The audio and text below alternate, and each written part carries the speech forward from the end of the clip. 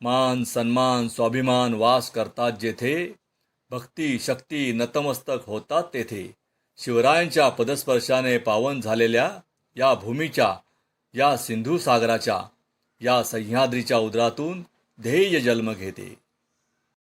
आस्ते कदम महाराज आस्ते कदम, आस्ते कदम महाराज आस्ते कदम.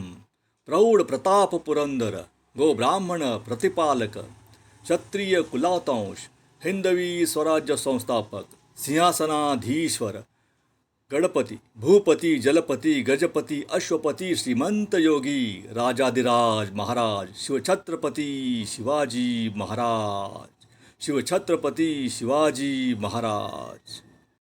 नमस्कार मित्रांनो, नमस्कार बंधू आणि भगिनींनो. मी ध्येय ग्रुप सभासद दयानंद मनोहर पिंगळे आज तुम्हाला अजून एका ऐतिहासिक नाही पण शिववास्तूची ओळख करून देणार आहे. आज मी तुम्हाला भिवंडी येथे घेऊन आलेलो आहे. भिवंडी येथे मरांडा पाडा म्हणून एक गाव आहे आणि या गावात आपल्याला शिवाजी महाराजांचं मंदिर पाहण्यास मिळते. हे शिवमंदिर नवीनच आहे पण अप्रतिम आहे. अक्षरशः हे मंदिर पाहताना असं वाटते आपण शिवकाळात येऊन पोचलो की काय. एका ध्येय वेड्या शिवभक्ताने सर्वस्व आपले पणाला लावून त्याने हे सुंदर असं मंदिर निर्माण केलेलं आहे. चारही बाजूनी तटबंदी निर्माण करून मधोमध अतिशय सुंदर असं शिवमंदिर हे निर्माण केलेलं आहे.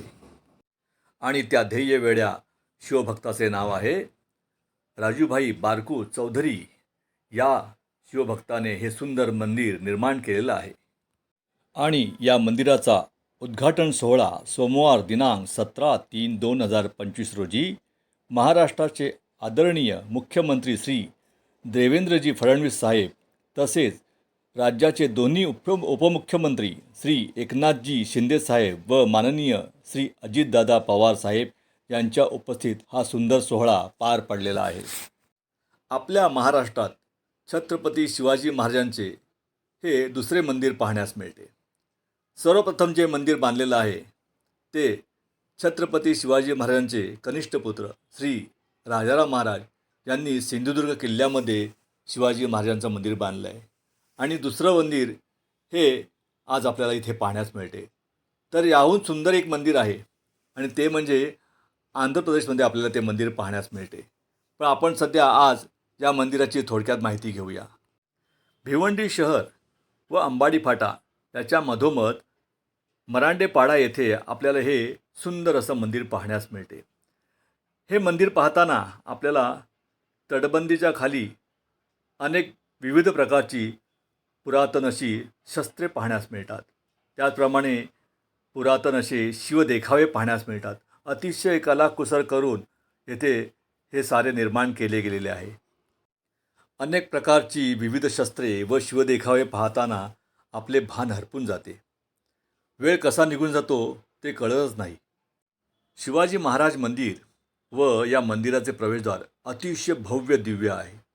मंदिरामध्ये काळ्या पाषाणामध्ये शिवप्रभूंची आपल्याला सुंदर अशी मूर्ती पाहण्यास मिळते. या सुंदर मंदिराच्या गाभाऱ्यात श्री छत्रपती शिवाजी महाराजांची मूर्ती सिंहासनावर आरूढ आहे, आसनस्थ आहे. त्या मूर्तीकडे पाहताच आपण डोळे मिटून नतमस्तक झाल्याशिवाय राहत नाही.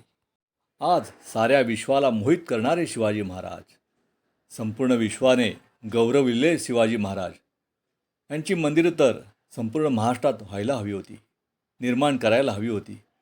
महाराष्ट्रातच नाही तर संपूर्ण भारतामध्ये शिवाजी महाराजांची मंदिरं निर्माण व्हायला हवी होती, पण तसं होताना दिसत नाही.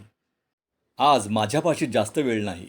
अकस्मात मी ही धावती भेट या मंदिराला दिलेली आहे. पुन्हा एकदा मी या मंदिराला भेट देईन तेव्हा आपण सकल इतिहासाचा आढावा आपण घेणार आहोत.